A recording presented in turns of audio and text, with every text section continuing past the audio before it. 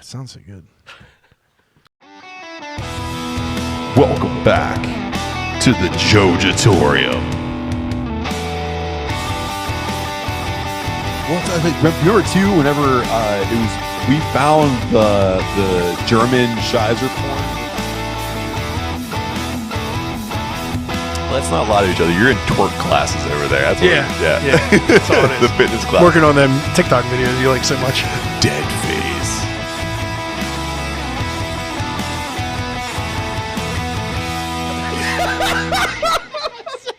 Got right in front of you. Welcome back to Jojitorium. You know who it is. It's Adam. It's Matt. We're decaying with the boys. And honestly, we're just working as hard as we can for a cease and desist letter. Like a good neighbor, decaying is there. If you didn't know, our YouTube is grabbing some attention. So why haven't you subscribed yet? At the time of this podcast, we are at 81 subscriptions, and we've delivered over 188 videos, or more than 11,000 minutes of content for you. So from shorts about Velma being a thick baddie, to Adam being the glizzy king, to Matt kind of getting all he's taken for in crypto, and to bringing you the best up and coming brewers in the city of Pittsburgh, the boys YouTube is a place to be. You can subscribe to us right now by searching us out on YouTube at DWTB, or just click on the link in our show notes. Cheers. Welcome back. Today, the Jojitorium is overwhelmingly pleased to bring one of the best home brewers in the scene. Adam, fans, listeners, subscribers, I bring to you Derek from Debits and Credits Brewing, based right outside of Pittsburgh. Welcome, dude. Thank you. Thank you very much. Very nice to have you here, man. Thanks for wanting to come on here. It's an honor to be in the presence of such fine gentlemen as yourselves. Hey, listen, man, I can only get so hard. The way you were flirting with me off camera before this all started, you got me a little worried. But now, you know what? We'll go there. We'll go there. I like it. We'll go wherever we need to go. Like a rocket ship. Yeah. Hey, so before we get all the way deep in this episode, because we got a lot to go over, why don't you tell everybody where they can find you on all the socials? Yeah, so not a ton of socials, but you can find on Instagram at Debits and Credits Brewing, and then also all the beers are on Untapped. So in the event you try any of these beers, you're free to check them in and let me know what your thoughts are on them. Cool. All right. Fantastic. And that's Debits and Credits Brewing, all one word on Instagram, too. So if you try to space it out, you won't find it. No. It's all one big, long, confusing brick. Right. Perfect. It's exactly what you want it to be. It's not that hard. It's not, but it is. Just go to Adam's followers, scroll through his 2,500 plus followers, and you'll find me eventually. Yeah. You know. I wish I had that many. So we are in round one. Derek, you brought some delicious beers from your brewery. Put that all together. What do we call it? Sorry, I was so delayed on that. That was terrible timing. Round one beers. What are we drinking, man? So this is Office Christmas Party, based on the name Debits and Credits Brewing. A lot of the beer names are finance, accounting, business related. So what better name for a winter warmer than Office Christmas Party? So He brews for all the business casuals out there. I brew for, whoever needs beer after their work hours. Okay. All right. So this is my winter warmer coming in at about 9.7%. So 9.7 definitely will warm you up. It's got honey, ginger, cinnamon, clove, allspice, nutmeg, pretty much all the winter flavors. So trying to go for a Christmas bouquet in a glass. That's exactly how you're describing it. And that's exactly what I'm getting. It's nice and sweet, but I'm already getting that little bit of a little bit of warmth. Yeah, getting the gray hairs on my chest a twirling. Hey, they don't call it winter warmer for nothing. That's what I'm saying. That honey is the thing that I'm really getting a hold of too. This is really good, man. The spices play really nice, and it's sitting right there. It feels good. It's like if you have one of those dumb holiday parties where you actually are outside for some reason. You ever go to one of those? Yeah. You're by the fire. This is it. It would be perfect right now. Yeah. That's exactly where you should be having this. I kind of am just going to parrot what Matt said. I get a bunch of the honey, And then the spices, which I usually don't like in a winter warmer because somebody overdoes one spice or another, or just in general it's too spicy. This one is not. Like, it doesn't dry out my mouth with cinnamon or nutmeg or anything like that. And the honey's just helps that warmth grow, I think. And probably helped you get the ABV up, I would imagine, right? Yeah, so for that I use honey and honey malt as well, just to kind of bring out some of that honey flavor. But yeah, I found that just from the winter warmer scene, a lot of the beers can be spice heavy. And this is more just trying to, you're sitting by the fire or you're sitting outside by a fire pit and you need something to warm you up. That's kind of what this is going for. It hits the mark, man. So while we're sipping on this bad boy, we are in the first round, and of course, you are a first-time attendee in the Jojitorium, so we gotta get to know you. Absolutely. So I want to know everything about you, inside and out. I'm gonna All right. You're gonna pepper me with questions. I can feel it. Yeah. I can see it in your eyes. I'm gonna crush you. I'm gonna give it to you. All right. So first and foremost, I mean, you're a craft beer guy. Yeah. And everybody gets broken into it one way or another. So what was the thing that sparked your interest? Was it a beer? Was it an event? Was it a person? What got you into it? Yeah, so it actually goes all the way back to college. You go to a lot of the parties there, and they have your Keystone Ice and your Natty Light, and all those macro beers. And senior year, a couple buddies and we decided to try to branch out. So we were trying the Leinenkugels, your Magic Hat number 9, kind of some of those beers that aren't so much thought of as craft beer now, but back then we were like, holy cow, this isn't colored water. So it was craft beer to us. And then after college, I moved down to DC, and they just have a crazy craft beer scene in the best of ways. So it's just got with a couple guys that I worked with, and down there they have a store called Total Wine, which by the name you wouldn't think they would have a ton of craft beer, but they actually have a really good selection. So we would actually go, each of us would just pick a mixed 6-pack, and we'd kind of get together and try all the beers and just kind of see what's out there. So from there it grew to where we're at now. So what was the beer that you had that you were like, I'm already in it, but this is the one? Like, there's no going back now. Yeah. So I think for me, the one that I always go back to is Deschutes Black Butte Porter. Oh, yeah. Which has been around forever. They've done all kinds of different barrel versions of it. They've done, double ABV versions of it. But, that's the one you kind of go back to and say, if I could put a stake in the ground, that's kind of the one that I lay claim to. That's the one right there. Got me into the dark beers, and kind of kept me there. So good. I mean, it's a great beer, and it still holds up now too. When it comes out, it's still nice and flavorful and plentiful too, man. The distro up here is really good for that too. So now you're sitting here, you've poured one of your beers for us. So obviously you're a home brewer and a skilled one at that. This is delicious. Thank you. So what was the reason behind home brewing? What made you want to get into it, and how long have you been doing it? Yeah, so I've been doing it probably for about 6 or 7 years. About 10 years ago when we were in DC, I kind of got one of those like Mr. Beer kits. Mm-hmm. Wouldn't really call that home brewing. But when my wife and I moved back to the Pittsburgh area, I kind of got the 3-pot system. Actually got into like actual home brewing. So I'd say probably like 6 or 7 years of like true home brewing. Probably 3 years of legit home brewing, of actually being part of a homebrew club. But yeah, I got into it telling my wife that it would be cheaper from a craft beer standpoint. Look at the lies. That's a common line. That was a lie. It is nice that I don't have to go out and get like cases of like macro beers or anything for parties or stuff like that. Yeah. I can just kind of have stuff on tap. But yeah, just kind of got into it. I was really big into craft beer, and as an accountant, there's not a whole lot of creativity in that. But I do tend to think I have a somewhat creative side, so I tried to use that as my outlet for kind of getting some creativeness out there from just recipes and then beer names and stuff like that. So cool. Awesome. So you talked about having the Mr. Beer off there. I think a lot of people we talk to, that's one of their first things they have. But now you say you're on the 3-pot system. What does the equipment look like for you? Like, what's your output? Like, what's your highest volume output you can make right now? Yeah, so I do 5-gallon batches.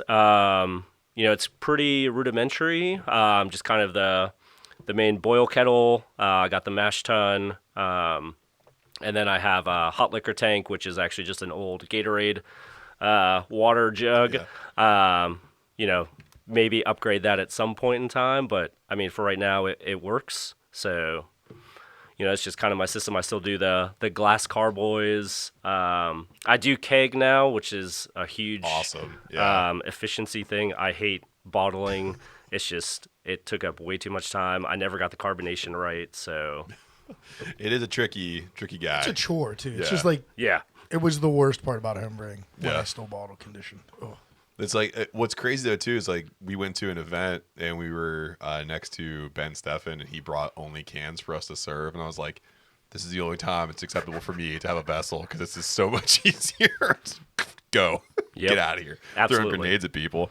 So you have the current equipment now, and with the beers you're making, I Yep. mean, you are definitely in line for some kind of upgrades. Have you like had your eye on anything that you'd like to upgrade? Yeah, so definitely looking right now at just some pumps on the hot side just to kind of get things flowing so I don't have to carry the pots and do kind of the gravity situation. Okay. I realize I'm not as young as I used to be, and some of the beers I brew are higher on the ABV side, which means there's a whole lot of grain and liquid in there, so they are really heavy. And eventually I'm not going to be able to lift them up as, easily as I used to back in the day. So that's definitely on there, and then probably like a conical fermenter just to kind of get away from the glass carboys. Okay. But You know how you could also help out with like heavy stuff? You just trick a dumb person to come in and clean it and carry heavy stuff. yeah, if you know any, let me know. Oh, Get a good cellar boy. Yeah. I mean, if you didn't live over an hour away from me, I would look into that. So Oh, he will still drive out if you catch him on the right day. I may just have to ask Adam to do it. So we'll see. I'm not that dumb. Hey, if you give me enough of this winter warmer, I might do it. I'm dumb enough for water. Yeah. So then, of all the things you currently have right now, what's one piece of equipment that you, like, if you're going up to your brew day, what's the one thing that you have that you can't live without, and you would tell somebody who wants to get into it, like, you have to have this thing? Yeah, so mine's going to be like really simple, but since I do, I don't have an electric system, the propane burner, because otherwise you're not going to make any beer because you're not at any one point going to get up to a boil because the pots I have, they're not going to fit on an oven. So Okay. I would say that, but then also just kind of one of those temperature probes. Okay. Obviously, some of the pots I have a temperature probe on them, but they're not always the most accurate things. So I like to use those just to see kind of where I'm at in the boil, how close I am, what my mash temp is, and then also just taking gravity readings, knowing kind of what temperature that's at. Okay. In order to make any adjustments. So it seems really simple, and it's not the most expensive piece of equipment, but I mean, obviously you can't really make the beer without pots or anything like that. Everything's important, but Yeah. I think it's kind of like going beyond like the idea of the setup itself, like a good temperature gauge, especially if you're trying to make different styles of beer. Yep. I mean, different ones require different temping. So absolutely. Yeah. Yeah. But the other thing too is go back to something you said earlier. You said you were part of a homebrew club. Yeah. How important is that for you to be a part of a homebrew club? I mean, that's been huge. So when I first started homebrewing, when my wife and I lived north of Pittsburgh, I just kind of did it on my own. Wasn't part of a club, just kind of was giving some beer out to neighbors. And obviously, if you're giving beer away for free, they're going to have good This is feedback for you. delicious. Yeah, they're like, this is the best beer I've ever had. And it's like, of course it is, because you didn't have to pay for it, and I'm just handing it out to you. But when we moved down to the South Hills, one of the things I really wanted to do was join a homebrew club just to kind of meet people, get some like true feedback, even though the homebrew community is super nice. They still give you kind of that honest feedback as far as how to get better. So when we moved down in 2020, probably a few months after that, kind of let the COVID thing run its course a little bit. That little. I don't even know if anyone remembers what that was. Pick up in time. Yeah. What was that? Yeah. I did this. That's when I started drinking in my basement a lot. Yeah. Never heard of it before. We call that a turning point. Yeah, right, exactly. My glory years. Yeah.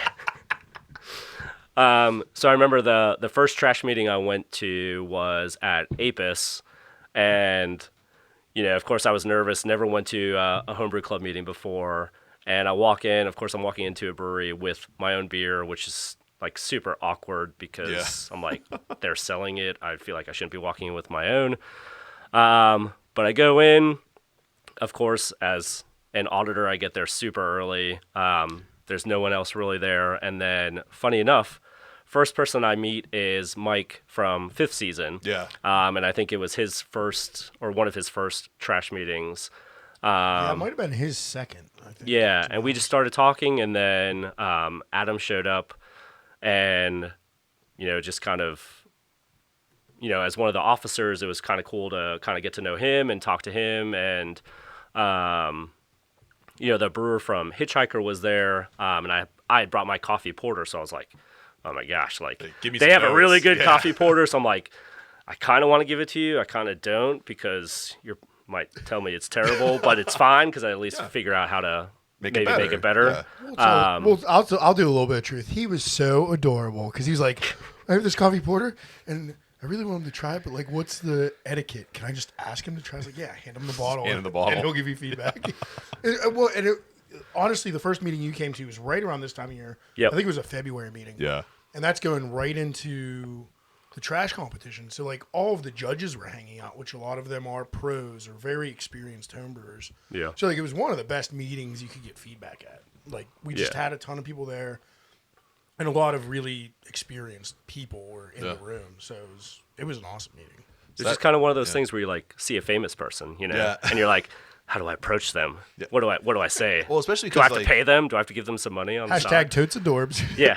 because you're also in the lane too, so it's almost like you're seeing someone who could ultimately judge you ruthlessly. So there's that layer of it too. Like, I love all your stuff, and I'm trying to kind of do the thing that you do. Yeah. So don't hurt me. But like with all those people, and you surround yourself with a lot of people, and Adam was saying it too, like there's competitions all over the place. Yeah. And festival season is coming up sooner rather than later. Do you have any of the festivals that are usually in the normal rotation that you want to take a stab at this year? Yeah, so last year I actually made it to more festivals than I thought I would, and it was an absolutely great experience. I would recommend it to anyone in the homebrew scene who maybe is just homebrewing at home and they want to, maybe branch out. I would absolutely say go to a festival. I feel like I've said this to Adam the last 2 years. North Hills Homebrew Fest is absolutely on my list. For whatever reason, something comes up every year, and I'm not able to make it there, but that is absolutely on my list. And really just trying to attend the same ones I did last year. We had the Mondays Homebrew Fest, which went really well. We got Brewing for a Cause. We got Barrel and Flow. Crush and Brew up in Ambridge. Their setup was absolutely fantastic. That was awesome. We were kind of all in a rectangle, and all the brewers could just kind of reach behind them and be like, hey, fill up my cup with whatever you have. It doesn't even matter. That's awesome. So yeah, just kind of sticking to the ones I went to last year, trying to at least also get to North Hills as a new one for this year. And, if anything else fits in, so be it. But those are the focus for this year. So then I want you to dip back into all the beers you've made. You got to go to one of these festivals. You got to bring a knockout. What's one beer that you make right now that you know is going to be the one that destroys everybody else? So Adam's doing hand gestures over there, but I have no idea what he's referring to. For me, it's what we're about to drink in round two. Yeah. Yeah, so I don't want to give too much away, but I know a lot of the festivals are also in like the summertime, so don't necessarily want to bring higher ABV beers, which unfortunately is the ones that I am most interested in brewing. Yeah. And also, sadly, the Winter Warmer is one of my favorite beers. I brew it every year. I've done it for the last 4 or 5 years. I can tell. It's really good. But when it comes to June or July, that's not exactly the first beer that people go to. But I will say, just kind of thinking of summertime, I did brew a coffee blonde last year that got some really good feedback. Just using some local coffee beans, and that seemed to go pretty well. Yeah, so personal favorite of mine that he makes in the summer is the jalapeno saison. Might be more of a fall time, but like Yeah, so I'm That one's also a awesome. big fan of spicy Yeah. foods, hot things. So I try to sneak in some peppers into styles that maybe don't necessarily. I'm also a fan Think of of spicy the things, spicy things? but they don't like me back. Yeah. So what's nice is with the saison is it has the flavor of the jalapeno without the spice of it. Oh, Because I de-seed it. I just want. How I describe it is you're drinking a field of like you're walking through a field of jalapenos and you can like smell them and Yeah. kind of know that you're there as opposed to eating a field of jalapenos. as my, So that's kind of how I describe it. So you're not going to get heartburn and you're describing a Snuggle commercial too. listen. You walk through a field and you see all the jalapenos and they're so good. Yeah, jalapeno pillows. Do Yeah. you not want jalapeno pillows? There's sometimes I hate myself so much I probably would bury my face in a jalapeno soaked pillow to teach myself a lesson. Well, there you go. Matt punishes himself by running backwards through that Yeah. field. Naked. I love them so much. I eat them with my bum. So on the flip side of that, everyone has victories and what they Snuggle do. beer got real weird. We might need a new spokesperson. Now I'm here for life. Don't kink shame me. So, but on the flip side of good beers that people make, people do have moments where they don't succeed. So I always put this out there to brewers we Yeah. have on. When have you failed? Yeah, so absolutely we'll admit to that, and Adam probably knows exactly what beer I'm going to bring up, and it is a cream ale I made about a year and a half or so ago, which, based on going to homebrew meetings, found out it wasn't necessarily the process, but unfortunately brewed it in the summertime because it's cream ale, kind of want the lighter beers at that time, but I ordered liquid yeast, and shipping when it's 90 degrees, liquid, something you want to keep cold, probably wouldn't recommend.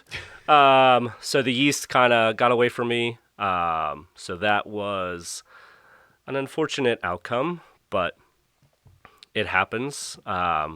We did dump it. It's just kind of the nature of the beast. Yeah.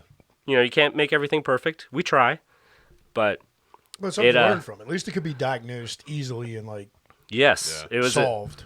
I mean, you couldn't fix that beer, but solve the Right. problem for future beer. And fortunately, it wasn't a process issue. It was just an ingredient issue. So next time, we're just going to go dry yeast. We're not going to take any chances with the liquid yeast, and we'll see what the outcome is for that. But yeah, that one didn't smell great. I can imagine. Didn't taste overly great.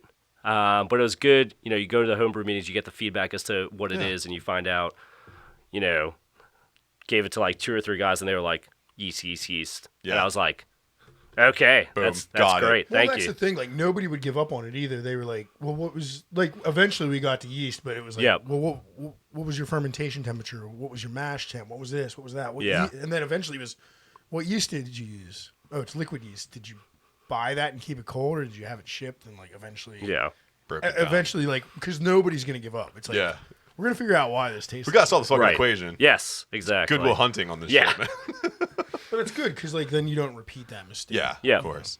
But again, if you don't go to homebrew meetings You and don't you're get just the drinking on feedback. your own, you don't have that feedback. You don't have those other people that you can bounce these things off of. And it's like You could think I know. I just suck at this. I'm giving up. Yeah, Like, that's not, right. That's not the way to do it. it's like I know that this beer tastes bad, but I Yeah. want to find out why. So So before we move on to something else here, I want to know, man, what are the goals for Debits and Credits Brewing in 2024?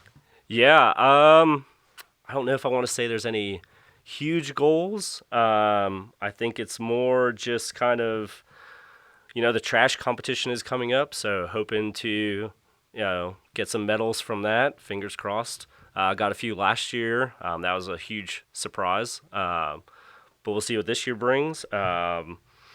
Looking to get some labels for when I do bottle, just to kind of have to be able to do that. I'm looking to just kind of do kind of like one, I don't want to say generic label, but just kind of one that you can use for Yeah, like various it's different yours. beers. Yeah.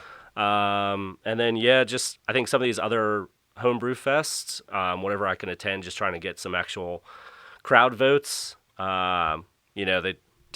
got some good feedback from them, but didn't necessarily get any of the crowd votes. So, getting a couple of those wouldn't make me feel as depressed as I do afterwards. But yeah, it's kind of just the goal, just kind of keep moving forward, attend some of these festivals, just kind of get the name out there, and I think we're on a good pace because we're already on here on the podcast. Jesus so Christ. I mean, Yeah, there we go. I feel like it's only downhill from here as far as getting the name out there. So. So I'm sure you know, because you are a loyal listener, you do subscribe to us. It's cool to have you here, and you should know, and you do know that we are combat sports focused, at least in the first half of this thing. So from Buckle to Bell to Bellator and back, the boys bring the best combat sports news in the biz. So did you know, Derek, that Floyd Mayweather is being sued because 2024 continues to be a very weird year for famous boxers? So why not Floyd Mayweather Jr.? So Eduardo Andres Torres Martinez has filed a lawsuit. I just love how you say his name. Say it again. Martinez. Yes. Has filed a lawsuit claiming that back in February 10th, 2022, that Mayweather came into a yard house. Why the fuck was he at a yard house? But whatever. He needed a grilled cheese sandwich that cost $11. Dying for some expensive grilled cheese and some average beer. But he wanted it in a fancy yard glass. He did. I want to pay a lot for mid. But he was also by, near and dear to my heart, the Crypto.com arena, because Greg Avocado was looking for my checks. So he actually started to use his cell phone. He was recording the renowned boxer. Upon notice, Mayweather said, nah, bruh, and just sicked the largest bodyguard probably known to man. I actually looked up further than this, and the reports are this dude was like 6'5", like 350. Like, it's Sounds like a good bodyguard. a very good bodyguard. So much I so surround myself similarly. I didn't know it was there. Wow. So Martinez, for lack of better phrasing, got fucked up. Like, he got wrestled to the ground. I give him credit, though, man. He kept that cell phone away long enough to get more evidence of the struggle. And so the lawsuit's going to go through, and he's suing for a few $1 million, saying that there's like injuries he's still going through physical therapy for, and some mental anguish, of course, because a giant tried to kill him. But the funny thing is though, they went to Mayweather and they're like, hey man, how'd this happen? He goes, I don't know. I wasn't there. But he's on camera. So the lawsuit's going through. I mean, not a bad defense. I'm not a lawyer, but I don't know why you're suing Mayweather. It seems like you have a case against the giant bodyguard. I think because I know the giant bodyguard doesn't have the money, but it's gonna be tough from that camera to say that Mayweather told him to do that, unless he went, see that guy, fuck him up. Which, judging by how well Mayweather reads, he very well could have been like, there's a guy there with the phone. Me don't like that. You attack. He has to talk in hands. Yeah. But he talks in hands, but he doesn't know sign language. He just does like he just does. But I mean, he is employed. Great, now he's gonna stick the bodyguard on us, man. Great. He is employed by Floyd Mayweather, so This is like the reading comprehension level cannot exceed 5th grade. yeah. The contracts are written in crayon. Where's 50 Cent when you need him? So, speaking of assholes, Sean Strickland decided that he doesn't have time for women's MMA. So he was being interviewed for a presser for an upcoming card he's going to be on. And MMA Junkie decided to grab this one little soundbite where he went on to say, I don't want to see two little cats fight. I want to see lions fight. As if he counts himself among lions. And he's not. Oops. So the problem with Sean Strickland is that he says this, and it gets a couple people that would probably still eat at a Fuddruckers coming out and talking shit. But for the most part, people are like shutting it down, you know, because women's MMA is really fucking entertaining. I don't know where he's coming from. So much so that I dug in some of the numbers, and I found the top 10 selling pay-per-views and UFC cards. And on all of them, Holly Holm, the preacher's daughter, she's been featured not once, not twice, but 3 times in the main card. And Sean Strickland has been featured 0 fucking times. So I don't know what he's watching, but apparently women are making money. Sean Strickland's not. So shut the fuck up. Boom, roasted. I don't know what to say. I mean, It's just a take from somebody that also would probably show up at a yard house for an expensive grilled cheese sandwich. It's true. Power Slap is going to start running shows and selling tickets. And here's the thing about this. Power Slap was hilarious when it was Russian dudes beating the shit out of each other in the cold outside while bears were dancing in the background and vodka was flowing. However, this Endeavor-backed Dana White baby that he made now is going to actually have tickets on sale for their first event in Las Vegas. And you would think, Adam, Derek, man, that'd be fun. Like on a Thursday night. Yeah. Let's go get fucking hammered. Let's go watch some kratom-fueled gorillas just hit each other in a Hooters parking lot. Dude, for sure, we can Sign me up. We can eat some hot dogs, drink Yeah. some fucking Bud Lights. It'll be a good time, right? Yeah. As long as they're Sheetz hot dogs. No other hot dogs. Shout out to you, Sheets, sponsoring. You use our promo code DK, and you can get 2 glizzies for the price of 1. I think it comes with Mountain Dew or Starry, wherever the fuck it is they're selling these days. Your choice. Those are different. You can get Jones- Starry you can get Jones- is different than Mountain Dew. I'm sorry, I didn't mean to break the science wall for you. Gosh. You can get a Jones soda for a 50-cent upcharge. So this thing is going to apparently take the world by storm. But if I could tell you guys that between the 3 of us, we might be able to buy 1 ticket because there's 3 levels to this thing. There's a silver package. They didn't even start at bronze. They went right to silver. And it's per ticket, $495 a ticket. And that gets you like in the back sections. Like they call it like section 7. And it starts at 1. And it's like 7 to 10, and you can get something back there, and you get like, I think it's like 1 piece of memorabilia or something. But what the fuck they're gonna give you from Power Slap? Gold number 2 here is $695, and you get some food, and you get I know, and it's gonna be hot dogs, and it's gonna be fucking hot dogs. It's Dana White. It's gonna be hot dogs. At best, it's chicken tenders. Last but not least here, there's the Platinum package, which is $995. You know this gets you, Derek? I hope it gets me to slap someone. Because No. that would be great. However, depending on how much you like this guy that you get a new photo op with for $995, Mr. Charles Barkley himself, because when I think of Power Slap, I think of Charles Barkley. Sir Charles Barkley. Sorry. Yes. Sir Charles Barkley. Yeah, so for roughly $5 under a G-bar, you get to have pictures with the Sir Charles Barkley. Do I still get the chicky tendies and Mountain Dew? Yeah, that's included. Cool. And then you also get... Do we know it's actually Charles Barkley, or are you just making that up? I'm not making this up. It is? Because actually? what happens is... That's now very tempting. It's not? Oh, it is now very tempting. Very much so. Yes. I think I have $1,000. I mean, that'll get me to pay an extra $300 if I'm getting easily a picture with the Sir Charles Barkley. with this golf swing and everything. And it's... Well, now you're talking video. I'm not sure you can get... I'm paying them $1,000 next to Charles Barkley. He hasn't seen that much money in decades. Plus, you're going to be front row for some wavered homicide. That's true. Yeah. Yeah. Also, how the fuck do you not know to slap somebody right under their jaw and knock them out? It's hard to watch. It's a spot right here. You just aim here. There's no rules that you can't slap somebody right here. I'm just afraid. Right here. I'm worried, and I've seen a couple fucking videos. here. You slap them here, and they die. They fucking die. It's a homicide. I think that might be an illegal strike. I'm pretty But sure there are I've seen them where they rules. miss and hit the ear and like box it, and then the ear starts to bleed. I'm like, oh, this is bad. I can't Like watch Dada this 5000 when his ear popped. Yeah. That was fucking awesome. Shout out to Kimbo. anymore. But like my question is like, how long are these events? Because I've actually, I'll admit, I've watched some of these We all have, on sir. TV. We all have. You know, some of Dana White's, episodes of whatever it is that he's putting out there. But like, how long is that event going to be? A half an hour? Because you basically get one slap, the guy passes out, and then it's called. I don't know, man. So unless you're getting If 30 you're different you might be getting like bouts, 30. Yeah, you might be getting like 20 fights. All I'm saying is, man, you're Because getting... none of them last that long. Well, some of those Right. guys are slap tanks, man. That's my new phrase. Slap tanks. Okay. Does that mean you can give a slap or take a slap? I both. think it's a little bit of both. A little bit column A, a little bit column B. Yeah.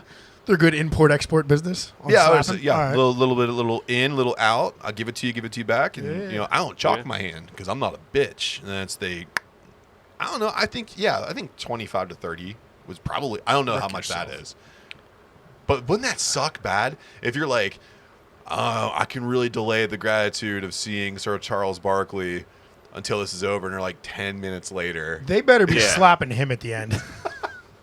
I mean, I just feel like Just if to hear him I'm, make that noise. Oh.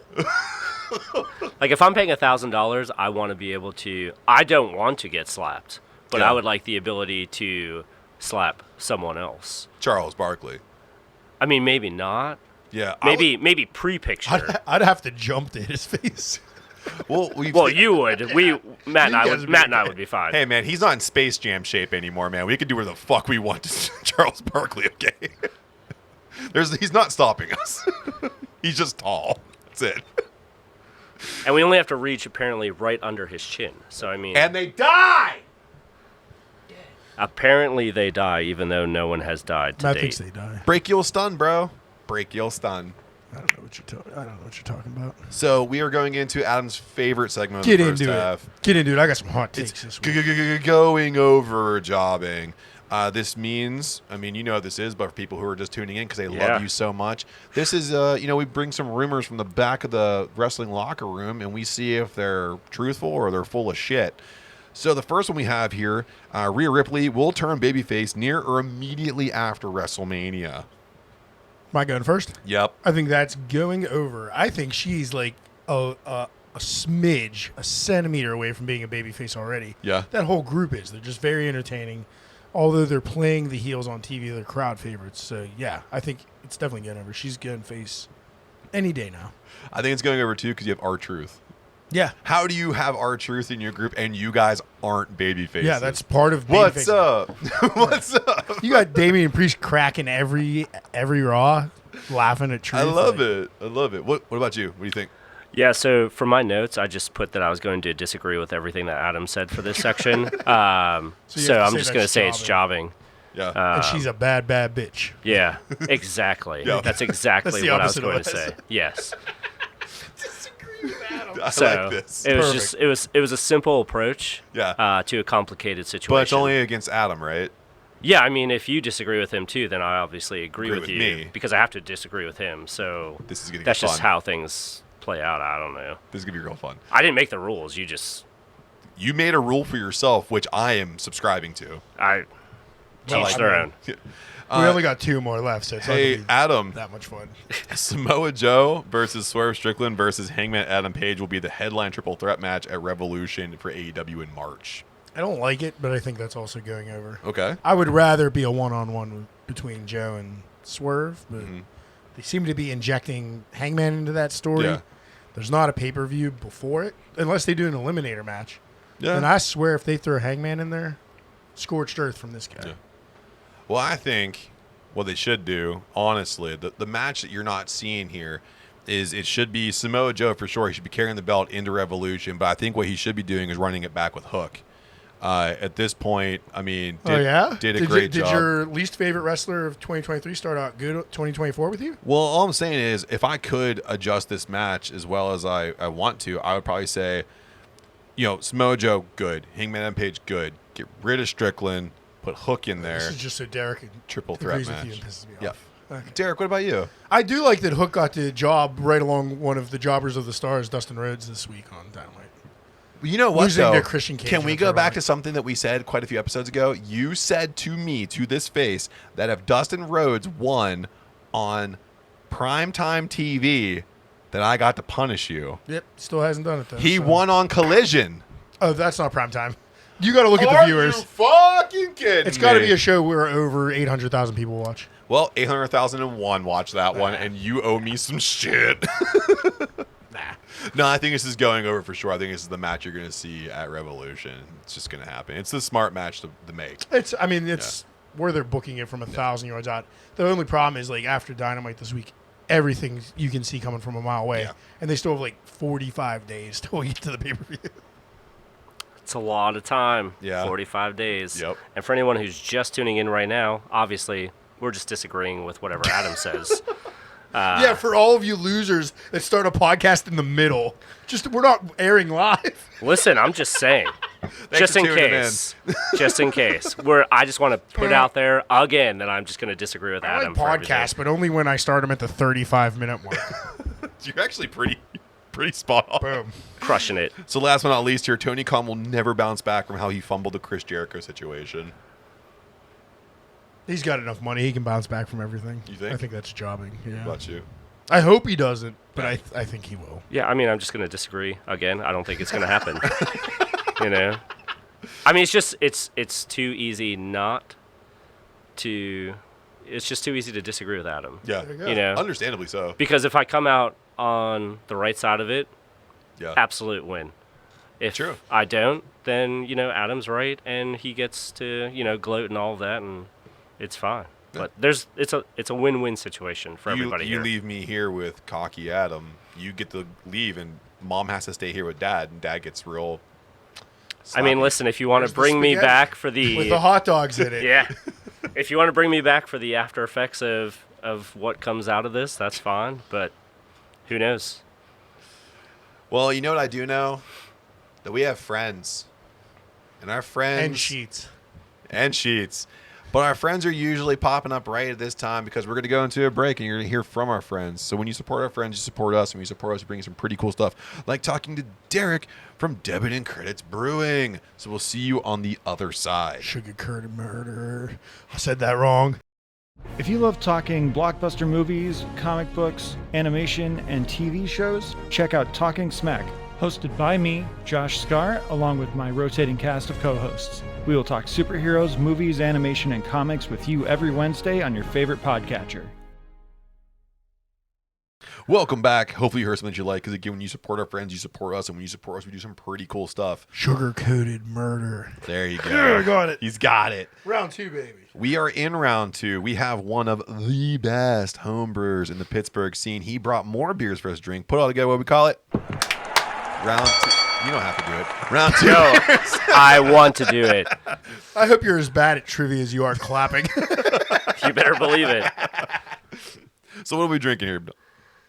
Yeah, so this is barrel-aged Bill the Audit Partner. Caught that pop on sound effects. That was really good. Yeah. Yeah. So this is my barrel-aged barley wine. Aged it in a McLaughlin's bourbon barrel. So support local. This is coming in a little bit higher than the winter warmer at 13.5%. So Half pour. pour whatever you need to. But yeah, this one pretty simple from a grain perspective. Just a lot of two-row. It's really just more long mash, long boil, and then took a 6-month nap in You need more, Matt? the bourbon barrel. So No, you steal that away because I'm going to tell you right now, it's not for lack of flavor. This thing is delicious, but I will tell you right now, if I'm going to edit this episode, I have to keep my wits about me because Sounds this good. I can taste every percentage of 13, yeah, but in a good way. yeah. That nice barrel-aged burn comes through just well enough. It balances out with that sweet maltiness. It's so good. It's a well-balanced beer, especially for you letting it take a little kitty cat nap for as Oh, long yeah. as you did. This is fantastic, man. Thank you. Thank you. You said two-row was the focus on this one? Yeah, so mostly two-row, a little bit of caramel malt, a little bit of just dextrose just to add the ABV. But at the end of the day, it's, you know, you're getting the color and the flavor from the extended boil, just all Yeah. that caramelization of the sugars. God, it's so good. But yeah, always enjoyed brewing the higher ABV Yeah. beers. Try to get it where it's not. And sometimes you run into this with the higher ABV beers, just the fusel alcohol flavor, where it's hot all the way through. Yeah. As opposed to what you had mentioned with, you know, you get the heat from the barrel, but not so much something that's Right. turning you off from it. Yeah, So. like a good, comfortable burn, like a warmth. That's what I'm getting more than anything else. I'm getting almost like a sugar cone kind of. That's that caramel. That's that Yeah. boiling it for so Man. long. That's that caramelizing of the sugars. I've only tasted a beer light that did this once before, and you may get a rock hard lead singer when I say this. I've only tasted a beer that did this when Bobby Nacho made the ice cream cone beer all those years ago at Brewing Up a Cure. That was a long time ago. Yeah, but this is the only And that beer I actually remember. had ice cream cones in it, so that Yeah. makes sense. This is But yeah, it is that similar vanilla note. really Yeah. good. Yeah. Not that you put vanilla in it, but like Yeah. that caramelized sugar. No, and kind of I gives give a off lot of the credit goes to the McLaughlin bourbon barrel. Yeah. I mean that as soon as I opened it and put this beer in, it just the aroma and you could just sense all the bourbon notes from that. And when it comes to beers like this, I'm very passionate from a barley wine standpoint. I'm a big BIL fan. Barley wine is life. For anyone who doesn't know what that acronym stands for, Adam. Already talking shit. I like this. Well, that's all right. But what I found is kind of if you age it, 3 to 4 months, you get more of the oak notes. But if you let it sit in kind of the 6-month time frame, you get some of that vanilla notes, and that was more what I was going for. So Yeah, and you hit the mark. I killed it. Thank you. Fantastic. I mean, my opinion on it, I let known in round 1 beers during the interview, because you said what his best brew ever was. And this is the best thing I've ever had that he made. Yeah. Not saying that anything else you made is crap, but like this blows my fucking taste buds off. Yeah, This thing's great. It's really So yeah, it just kills it, and it has that nice, on top of everything else we already talked about, that nice English like ester yeast character to it. So you get a little bit of dark fruits in there with all that vanilla and caramelized sugar and everything else. And the bourbon barrel definitely comes through. Yeah. Definitely shines. And that'll be the last nice thing I say about you, because we're about to battle. Because it is time. I'll see you in questions from the internet, because I'm going to be a fucking asshole till then. So I made it no mystery to these two guys here. This is Adam versus guests, and we should know at this moment in time as we sit here in episode 111, Adam is riding a 2-game losing streak. I'm about to be relegated. This is tough. He's about to bounce from Champions League. So because I have debits and credits here, and I know Adam has a background in accounting, I decided to make all these questions about money and debits. I thought it was going to be like accounting terms. I feel like this is still not. It's gonna be great. It's gonna be the best category ever. You've watched the show enough to know what the fuck I say. It's gonna be maybe a sprinkling of what's going on here. Why couldn't you be death metal brewing? So Smoked meats brewing. So this is going to be... What is the highest tax rate in 2024? Explain to me in detail. Sock. I learned that before we go on. Socks. You're close. Socks. How does depreciation work? I don't know. Please, God, stop. We can't do this. Yeah. I'm dissociating. Yeah. Okay. So it's going to be multiple choice, this or that, and the final question, which the final question will take a little bit of extra time, which we will have to take a break to make sure we get everything lined up before we come back in and see who wins points on that one. Can I answer this question about depreciation for a bonus point? No. It's something you talk about, and as you hear about it, you regret all your career decisions. 1 point for Adam. Short answer. -1 point for Adam. 1 point to Gryffindor. That's a fake point. We're starting at 0. So since Adam, you are on a losing streak, and I have to let you play underdog a little more, Derek, you're going to go first. We're going to go through multiple choice. And the way this works is you get first crack at the question. If you miss it, he gets to steal it. Now, if you get the first question right and you get a first crack at the bonus, you get the bonus wrong the first time, he gets a crack at it. Does it make a lot of sense? Probably not. Let's go. All the sense. Okay. So, Derek, the oldest currency still in use today is the British pound. Speaking of our friends across the pond in Shaun of the Dead, Simon Pegg had to continually tell his buddy that he cannot drive his stepfather's car. What was the make of the car? The BMW Autobahn, the Renault Menet, the Jaguar XJ12, or the Aston Martin DB5? So this is in no way finance related, other than the fact that you brought up British pound. In use today is the British pound. I almost know 100% that Adam knows this. But I'm just going to go with, I have no idea. Okay. But I'm going to go with B, the Renault. Incorrect. However, it is in the movie. Whenever they were trying to drive to the Winchester, they all piled in that car. It belonged to the Nick Frost character. However, that is not the car that the stepfather owned. Adam, chance to steal. It's been a while since I watched this movie. I'm guessing D. That is also incorrect. Yeah. It is the Jaguar XJ12. They piled in, slammed a tape in the drive, and then wrecked that shit immediately. Also, his stepdad turned into a zombie in the backseat. Right. So, Derek, I do remember that part. Derek, back to you for the bonus here. So Nick Frost is a close friend and collaborator of Simon Pegg, and in the movie Attack the Block, Frost joined in the battle against what horrific type of foe? Vampires, werewolves, aliens, or zombies that turned due to the consumption of weed? Wow. It's a very loaded question. Isn't it, though? I have no idea if it is or not. I'm going to go with D because that's the most exciting answer for me. It is exciting, but it's also incorrect. I Now, figured. Nick Frost's character was a drug dealer in this movie. However, there were no zombies. Adam, chance to steal. Can I have the options again? Vampires, werewolves, or aliens? Vampires. Incorrect. They were aliens. This is going really My well. last guess. I was going to guess werewolves before aliens. So, in Attack the Block, wonderful sci-fi horror movie. I highly recommend it. It's currently on Prime and on Tubi. So, number 3 here, Adam. Did you know a banknote can be folded 4,000 times before it rips? Me either. But you know what rips? Keanu Reeves in Point Break. What was Point Break initially going to be called? Johnny Utah, Adrenaline, The Work, or the 1982 Texas Switcheroo? Johnny Utah. That is correct. They thought about Riders of the Storm as well, but they landed on Point Break because of the wordplay of your surfboard getting to the top of the wave and coming down. So, Adam, you get first crack at the bonus here. Keanu Reeves has become arguably one of the top actors of our generation. He grew up in Hawaii, was babysat by a young Alice Cooper, and just couldn't handle school and eventually gave up on the idea of being a traditional graduate.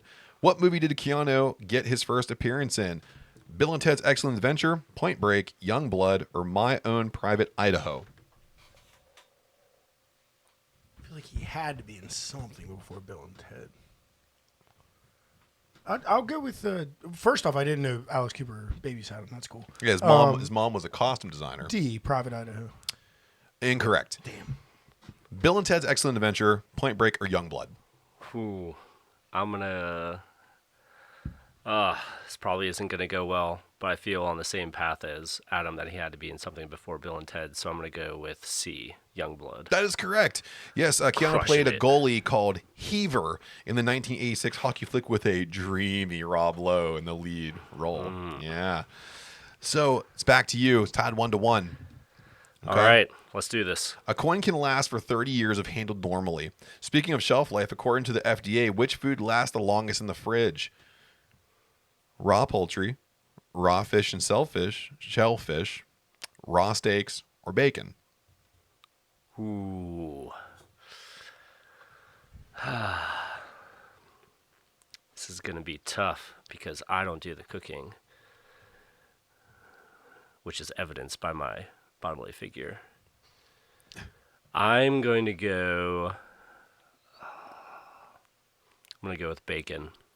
That is correct. For 7 days.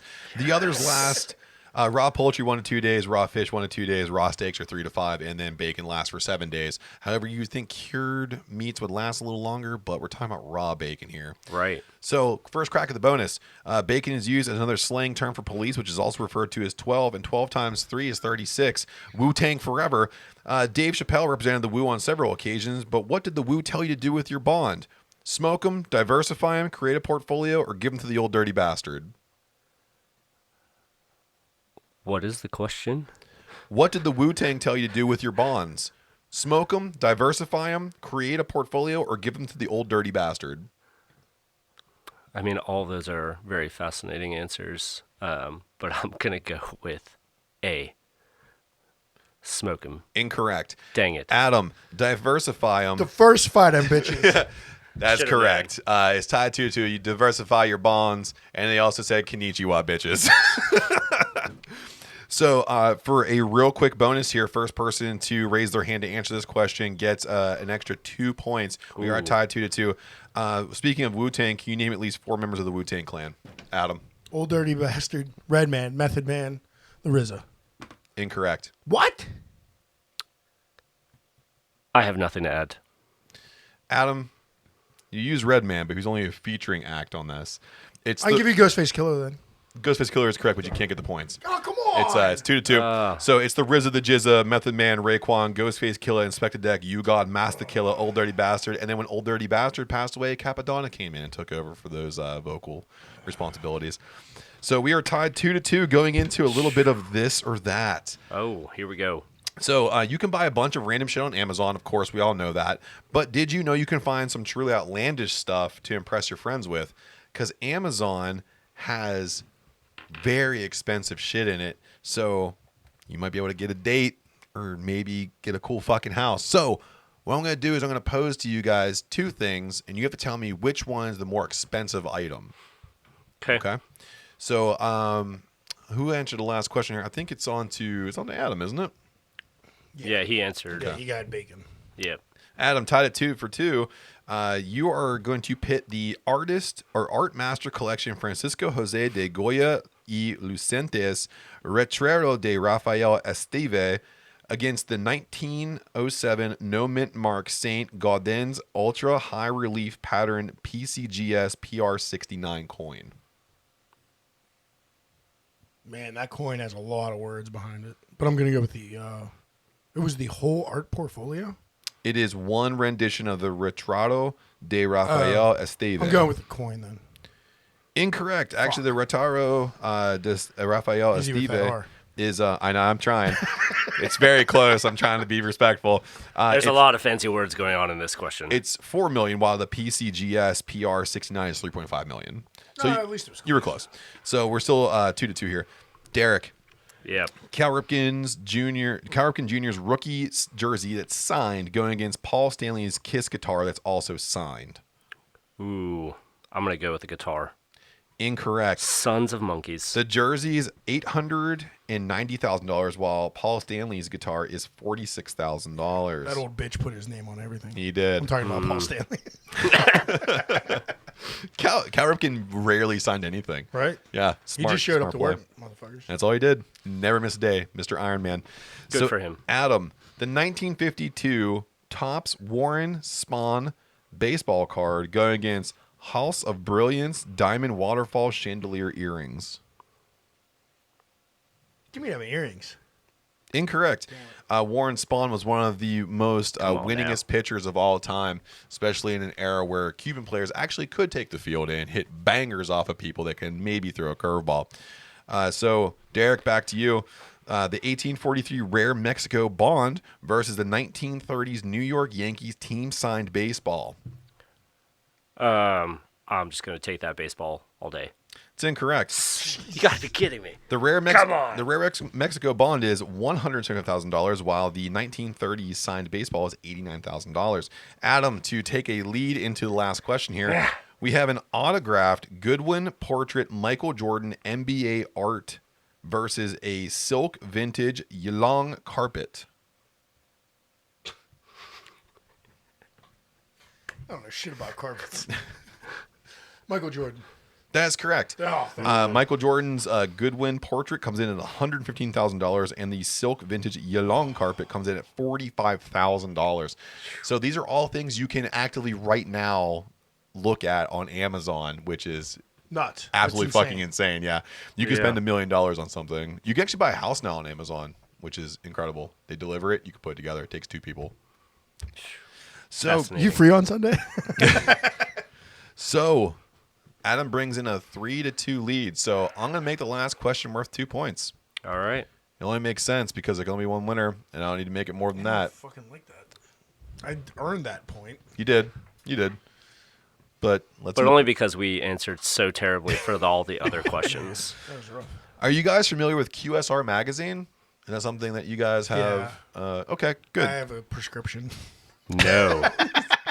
So QSR Magazine will break down some of the biggest franchises in American and international and global business and give you the insights of how much money to make. Well, of course, we're in the new year in January, right? So QSR decided to give us the top 10 fast food franchises of all time. So what I'm going to do with you guys is we're going to go off mic here. Okay. To give you guys, it's going to be a snake style Mount Rushmore divide. Put your phone away, Adam. I'm playing with the headphones. Okay. My phone is over there. I don't want you cheating. Sorry. It So probably is- did look like I was texting. So is mine. I'm Mine's actually also just, over there. I'm actually just over here masturbating. Sorry. You said fast food a couple times. I love it. So they know that we're going to be discussing these people. The top 10 in no particular order whatsoever. Wendy's, Dunkin' Donuts, Chick-fil-A, Domino's, Pizza Hut, McDonald's, Starbucks, Subway, Burger King, Taco Bell. So what we're going to do is we're going to go into a little bit of a break, and you guys are going to snake through, and whoever has the highest earning Wait, so those are the top 10? Those are the top 10. Okay. The highest 5 earning against their opponent wins 2 points and subsequently the game. We'll see you on the other side.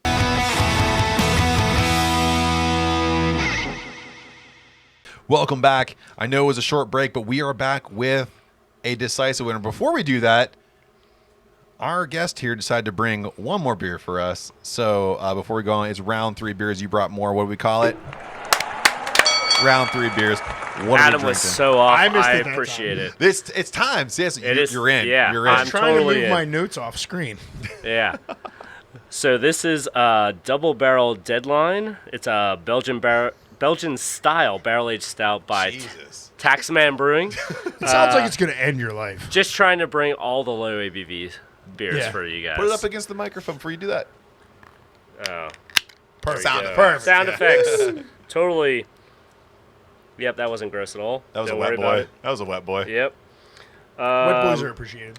So this is a brewery out of Indiana. Okay. It's about, I want to say 15%. So good thing it's a little small can, but just brought it as, kind of Taxman along the lines of Debits and Credits. A lot of their beers are named similarly to what I was going for. So, in the event any pro brewery, Taxman Brewing, wants to do a collaboration, This is it. would totally get along with them. I'm sure we can make something happen. You sound like a wrestling stable. Yeah, hit them up. Debits, credits, taxman. Taxman. Yeah. We're coming to you. We're called the fiscal year. It is 15.1%. So half on Crushed boys. There you go. We're doing little pours. We're fine. Yeah, we're fine. So Love the name, though. I'm I okay, come Mom. prepared. But yeah, I've also been fortunate enough to go to Taxman and, killer tap room. Yeah. And, Belgians are their thing. Yep. Their Belgians are some of the only ones I like. Yeah, I'm not a big Belgian I'm fan not a big myself Belgian. either. Yeah. Yeah, and they do Belgian styles of, beer styles that aren't necessarily like this one's Like a this is a Belgian stout. style barrel aged Yeah. stout, which you don't necessarily see a lot. But they do it super well. They do super high ABV. I don't know what Adam's doing. He's Whoa. stretching. He's trying to figure out what's going on. I got the weirdest sensation ever. Yeah. So I got just a ton of I took a shot of whiskey burn, but just in my chest. Yeah. Not in my mouth at all, not on my tongue, but it just as much as your winter warmer warmed me, this thing just went. Gotcha. Oh, it went circular. Oh, yeah. Went up, around my nipples, back down, up a little bit more, and then settled. Trying to combat all those fucking Woo! hot dogs. Oh, no. I got an update for you on those and the questions from the internet. Oh, Jesus Christ. Well, before we get into the questions from the internet, we did pose the final question here in the Jojitorium where our two combatants were coming in here with Adam leading 3-2. And I said, QSR Magazine had posted the top 10 fast food chains of 2023. So I'll run them down for you real quick in order. Okay. And I'll give you the amount in billions that they acquired in profit. Ooh, that's a lot of money. McDonald's 37, Starbucks 13, Subway 10.8, Burger King 10, Taco Bell 9.8, Wendy's 9.3, Dunkin' Donuts 9.2, Chick-fil-A 9, Domino's 5.9, and then Pizza Hut is 5.5. So with a total, So basically, anyone who picked McDonald's wins. basically, You'd have to really fuck up from there, yeah. so with a total of $71.2 billion, Adam comes in with a win with his team of McDonald's, You Wendy's, had a great lineup, though. Dunkin' Donuts, Domino's, and Taco Bell. Valiant effort, sir. I'll say this right now. If you slipped on Starbucks, you were dead from the first round. Yeah, that was a tough one. But That's fair. you picked the number 2. I mean, you did a great job here. I will say too, I want to pat myself on the back here, but this is the most difficult set of questions I think I've ever formulated for an Adam versus guest. I would say so. Based on the number of inaccurate answers that we both provided, based on the fact that I know nothing. I think it was the last one, this or that, was really freaking hard, too. Yeah? But the multiple Yeah. choice was easier. Hey man, Damn, that was a tough one. Yeah. How close was it if you took McDonald's out of it? Because I feel like yeah. McDonald's was a cheat. so McDonald's, if you take it out, you're talking about $37 billion. What's 71.2 minus 37? I mean, Yeah. those are- So I feel like What was his total? whoever got the first pick. His overall total was 48.3. So he would have. Yeah, But I would have Yeah. needed some other pick. I would have got the next one. Yeah, probably Chipotle. I think Chipotle was There you go. number 11. it's just mind blowing how much higher McDonald's is than everyone Everybody else. And even Starbucks. Yeah, I knew it was gonna be high, but not that much. Well, that's higher. that global saturation shit, man. You have True. McDonald's in Israel for True. Christ's Yeah. sake. They put them everywhere. It's everywhere. Yeah. You can't get away from it. So, you know what else you can't get away from? Questions from the internet. So, Derek, in your defeat, you also have proved yourself to be a formidable guest, and we do appreciate you being on here with us. So, Appreciate it. I dug into the depths of the internet, and I found three questions for us to pick apart here. So, number one, I pose this to you guys. What's the dumbest statement you've ever heard? Whoever wants to go first. So I'll go first because I know Adam has an actual specific example. I don't, just because I feel like there's been so many instances of dumb statements said, whether it's at work or listening to a sporting event where, one of the commentators says like one of the most obvious statements ever, Yeah. like, "Oh, team that scores the most points is gonna win this game." right, like the winning team is trying to score more points." Like, wow, thank you for just enlightening us with that level. Thank you, of Tony knowledge. Romo. Right, exactly. Joe Buck, you're in my heart. Typically, anything Adam says, as evidenced by this podcast. Yeah, But yeah, there wasn't one thing specific. I know Adam said he has something specific that he wants to go over, but for me, it was going through many years of really dumb statements was hard to bring up one specific item. But I think it was just there's just so many things that come up that it's impossible to think of just one. Yeah. Like the dumbest thing ever. I'm like that. I feel like every other day I'm like that takes the cake. dumb. So you're so confounded by how much stupidity surrounds you on a daily basis that you can't bring me one thing. Right, and Welcome to the world of accounting. and I don't deal well with stupidity, which is a fascinating that Then I why the fuck actually are handle you with here? because Adam homebrews. I don't find the- you have any stupidity. I appreciate I would- all of the words and wisdom that you bring to this podcast. you. However, Adam brings a lot of wisdom from a homebrew standpoint. Humble So brag. I allow him to enter my social circle. Very humble brag. I'm on the smart side of stupid, for sure. I don't know exactly what that means, but it just I think I found Means the like dumbest my thing I ever heard. IQ. Yeah. My IQ is just there, Slightly yeah, different. just above. Stupid. Here's the bell curve, Adam. yes. Right there. So as someone who's on the far end of the bell curve, congratulations, I guess, is what I have to say. Sure. Adam. So mine again. I am also inundated with a bunch of stupid in my life. So I went into the brew world and I was like, "What's the stupidest Yeah. question?" And I'm not going to bring up names because there shouldn't be shame for. There's no bad question. You got to get your answer, and it was something very important to ask about Yes. because you could have really fucked up the beer. Shame. A brewer, a brewer. It was. I already said home, so it was a home brewer.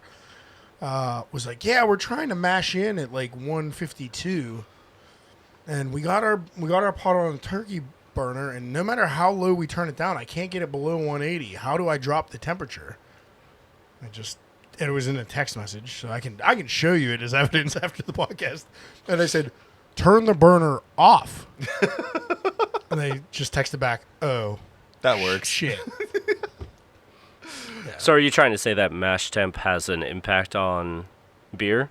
Yeah. Oh, it definitely has an impact on beer. And they knew that part. Yeah. They just didn't know how to cool their beer down from having a flame under it. Take the flame Take the away. flip. I was like, not only that, but then, and I said, if you want to cool it down faster, move it away from where the flame was. Yeah. Because that's hot now. Yeah. If you have like a cold garage floor or something, just set it on that. It'll Yeah. chill. Keep your thermometer in it.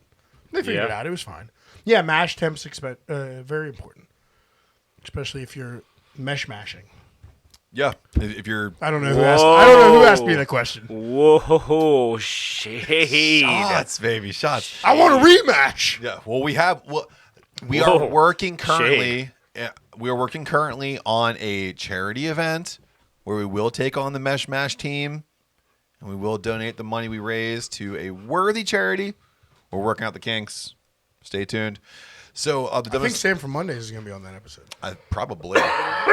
So I would say in terms of the dumbest thing I've ever heard, and this is very recent to me, and I don't appreciate this because I felt like it was a personal attack on me.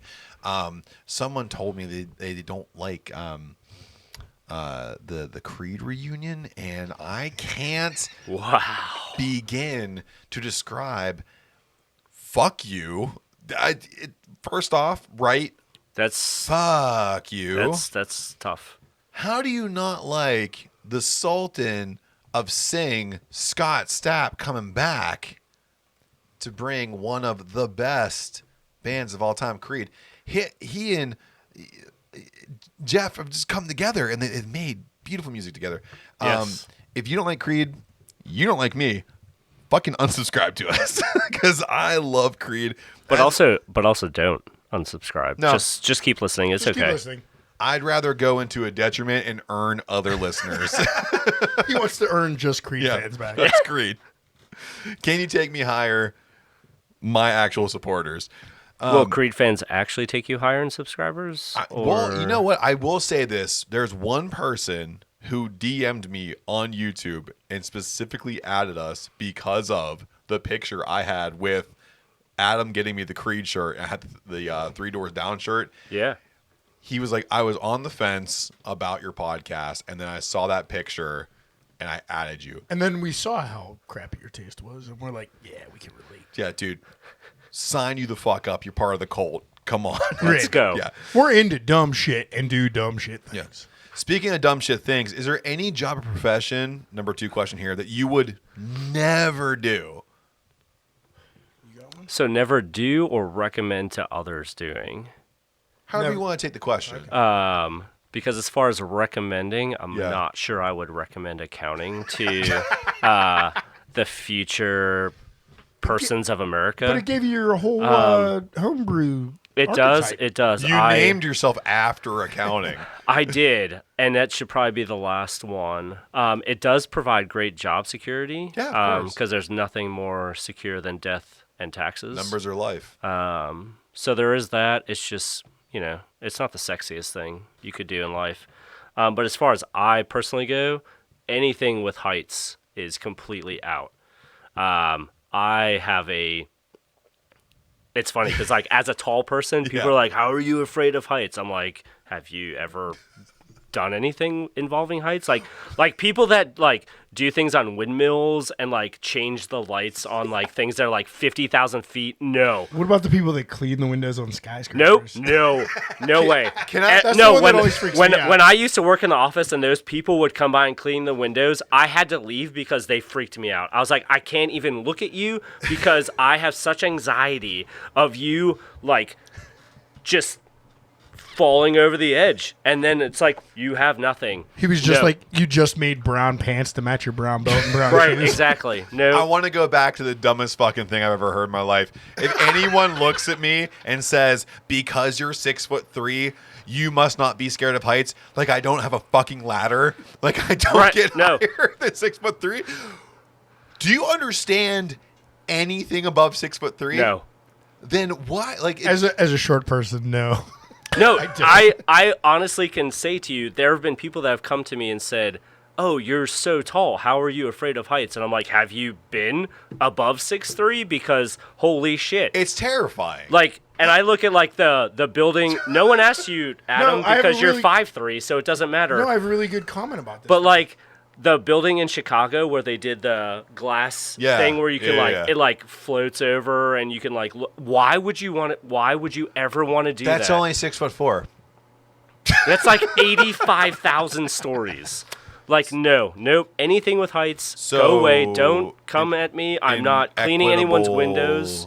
Height 87,000 stories is 6'6". That might be like Yeah, 6'8". exactly. But no, anything with heights, no, Yeah. never. I will never. How no. tall is Yao Ming? I wouldn't even cut his hair. That's a frightening height. Yeah, no. Anything. I with just that. have a comment on this Yeah, whole thing. sure. As a short king Yeah.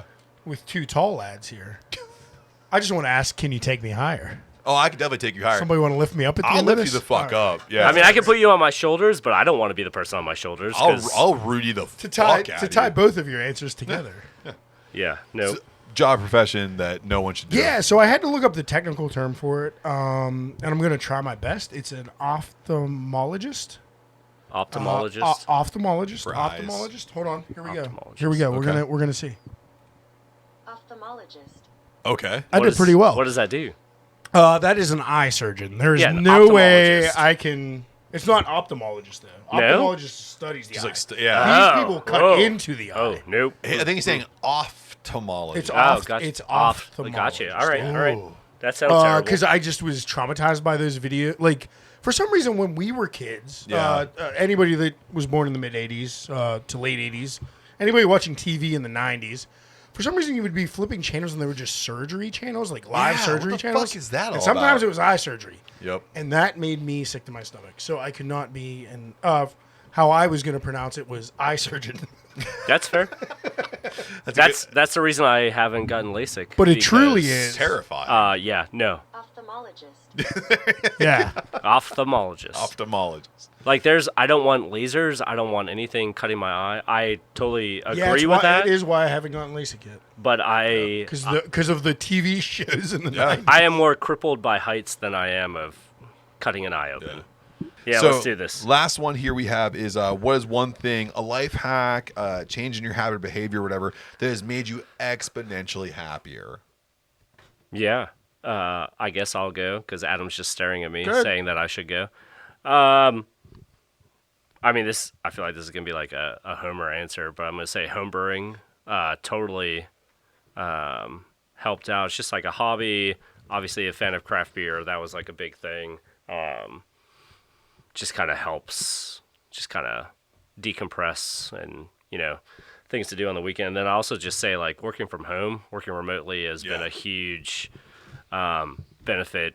I have 3 kids that are in school, so being able to get them on the bus, get them off the bus, and, be able to go to all their different events is a huge plus, where that probably doesn't happen if I'm driving 45 minutes into an office and 45 minutes home every day. So no super cool life hacks that I'm bringing to the world. Pretty much what everyone else is doing. Good but thing you went first because mine pales in comparison. Mine has no meaning to What me. do you got? Other than like, so Matt sat me down last week after the episode and was like, the hot dog intake's getting ridiculous. So I decided to switch up my food for the week. Okay. Got into hard-boiled eggs. What eggs, the fuck are you doing? Eggs are king now. But so my life hack I figured out. so you though- went from one grossly thing to another oh, they're that just both- makes you. He's not saying deviled eggs. However, I'm not endorsing this, but it's not deviled Yeah. eggs. They're both packed with eggs, and actually, my preferred choice of egg is hard boiled. So All my right. life hack is, of course, you go ahead and you get the water up to a boil. You drop them in for about 10 minutes, and then you run them in a cold bath, right, to like stop the cook. Yeah, Brett Kreischer. But the hack is, as you're running that cold water, take each one and crack them, and then let them soak. Because if you crack them when they're hot/warm still, much easier to peel them. That's all. True. Good life hack. Changed my life for this week. I've eaten 24 hard-boiled eggs Wow. in 6 days. And we are now in the Food Network. So congratulations. Lori had to work a lot of weird hours over the holiday weekend. You're That's so many So I was left on my own. hard-boiled eggs. You've never figured out how to stop having diarrhea. No, but in all fairness, I go super local, super organic with my eggs because It doesn't fucking matter. we give our spent grain here from Nope. Bash Brew No. to a chicken farmer, and No. I get eggs in return, and then I hard boil them and eat them. Lies. A little bit of hot sauce. All I'm telling So my you. my sodium intake might be a little high because I do hot sauce all the eggs, but they're delicious. A great glizzy substitute. I also ran out of hot dog buns this week, so like I had to figure. You would have been better off eating hot dogs. I don't think. What so. do you? Eggs are really high in protein, low calorie, a little high in cholesterol, but it's fine. Super high. They're in super cholesterol. high. Yeah, but I already take medicine for those, so it's fine. Hell yeah, dude. Yeah. Yeah. Crestor. Yeah. Talk about it. Yeah, Crystal. I'm going to take that as a win that I don't. That take is a Crestor. win. That was a win. That means your parents are super healthy too. But also go to your doctor. You might need Crestor. I mean, I did read like last year, and they said Cholesterol is good. That's good. That's good. That's really good. So, I mean, mine's definitely. I got my blood taken pre-hot dog and egg epidemics. obviously, our next mine's- episode is just going to be doctoral. We're just going to talk about all Mine's the more mine's various- all family history based. Well, now as Dr. Drew left YMH, I can probably get him to come on here and diagnose you Yeah. with busy addictions. I'm fine with that. Yeah. So for my life hack, it's very simple. I never knew about this thing until I got it, and it made my life exceedingly easier. Oh, the vasectomy. Yeah, I could dump. I dump clips as quickly and as often as I want to. You set yourself up, sir. I'm sorry. Nobody's safe. I didn't mean to kill your build there, but it all No. made sense. The build is for nothing because there was something. I don't know if you know about this multi-level marketing bullshit called Pampered Chef. Are you familiar with this? Yeah. fucking Oh, thing? hell yeah. yeah. They have a tool that costs $1, and I got it, and I have it, and I use it almost every day. I love oranges, and there's an orange peeler that I bought from Pampered Chef, and all it is one big hunk of stupid fucking plastic, and it pulls off the rind, and it can take the pith off of the Of the outside, once you get the Yeah. rind off, yeah. Yeah. Because that pith is the worst part. That's the bitter. yeah, and all I get is delicious fucking orange. I'm happier. Nice. There you go. That's Can all. That's all I got. Can I, ask mean- a follow up to that? Sure. Once you get the rind and the pith off, do you just one go that orange, or like just cut it in half, or do you still You can cut take oranges. each segment? You can cut oranges in half. Well, you can just like pull them apart. Do you eat them like a half at a pull- time, or do you just throw Well- the whole thing in your mouth? Oranges pull. You throw it all in your mouth. You eat it just like a. But what do you? You're like, oh, I got a big old Welch's grape. Okay, candy whoa, calm down. Pump the brakes. Pump the brakes. Oranges pull apart? Yeah, they're naturally segmented. Yes. In You're eighths. a king. You're It's- a Cobra It's king. in eighths. They're called slices. Yeah. I thought that our moms did that at soccer, like on purpose. No, Like you you could do literally like an just pull apple. that apart. So you've just been Cobra throwing these things, just eating them whole. I mean, I know you're probably used to that size in your pants, but I mean, you don't have to eat it either. Well, I didn't know there's another way. You pull them apart.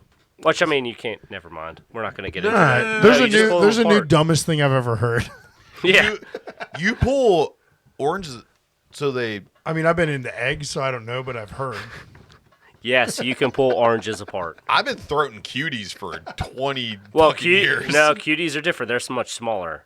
Yeah. I mean, you can still pull them apart, but I mean, you can eat them. Well, the reason behind the tool is because I was sick and tired of putting the whole orange in my mouth and eating, like biting down on the rind and getting everything out of it. There's no way that happened. I don't believe you for a second. I don't believe you. I agree that it fits We in your just mouth. found the There's third- no way you ate an orange with the peel on it. If you're eating the orange with the peel on it, we just found the third measure, brother. Yeah, there's And no it's way. you. Because if you need someone to zest your orange, I know a couple guys. Also, the Mesher brothers. Orange Exactly. experts. Yeah, orange experts. There's zero chance you ate a whole orange. Don't with the- challenge. with the rind. Don't challenge me. Don't challenge me. Don't challenge me. I mean, you can. I just wouldn't. Easy That's tagger. all right, all right. Easy tagger. I don't know what's happening. So I don't know what we we are moving into what's on tap and where can you find it. So Derek, it's the end of the episode, man. It is. We made it. We made it. Had a great time with you, man. I So, appreciate it. Can you tell everybody out there where can they find you Out there in the world. out there in the world? Where they can find you on the interwebs? Yeah, so you can find me on Instagram, Debits and Credits Brewing, one word, because I don't think you could do multiple words on Instagram, but I also don't understand how the internet works. Underscores. Yeah, I don't do. No, there's no underscores. So you could do that. All the beers are on Untapped. I mean, who knows? Maybe 2024 we'll see us getting onto Facebook, but it's hard enough doing one social media item. But as far as beers on tap, yeah, we got the barley wine, the winter warmer. We got a brown ale and a chocolate pastry stout. So Nice. plenty of beers on tap, which are not nearly as good as the 4 that Adam has on tap. But if anyone's in the South Hills and is thirsty, feel free to stop on by. Hit me up.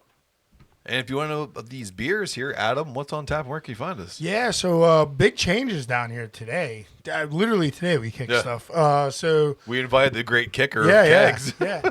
So Practical Effects, our latest batch of cream ale is on. We have A little bit of the bubbly on tap 2. That's our brewed IPA. Coming by the time you're hearing this, it'll be a few days. So by Saturday, we will have some Black Mass, which is our new oatmeal stout, coming in at about 5.5%. And then on our final tap, we still have a little bit of that Merry Crisis, which is our holiday braggot with cranberry and lingonberry. So come check that out. And I do want to do one more big pump this Saturday. After you're hearing this, the Royal Rumble party. If you want to join us, hit up the Instagram page at DWTB and let us know, and we'll shoot you the address. Yeah. How do you feel about virtual? I ain't doing that shit. No. I'll be too drunk for that shit. Sorry, Dan. So if you was going, you wanted to come, And my computer sucks. you wanted to come through virtually. So if you want to go, I'm down here in the brew lab. It is _brew on all social medias: Facebook, Instagram, and X. Debits and Credits. It's Debits and Credits Brewing, all one word, on Instagram and also on Untapped. We want to got the boys down here in the Jojitorium. We were at DWTB on all social media: Facebook, Instagram, X, TikTok, YouTube, and everything else. Put in social, end it with media. At DWTB, you're going to find us. So, from where we are down here in the Jojitorium, hanging out with one of the coolest and best upcoming brewers in the Pittsburgh scene. Until next time, cheers. Cheers. I'll do a future one with you, Dan.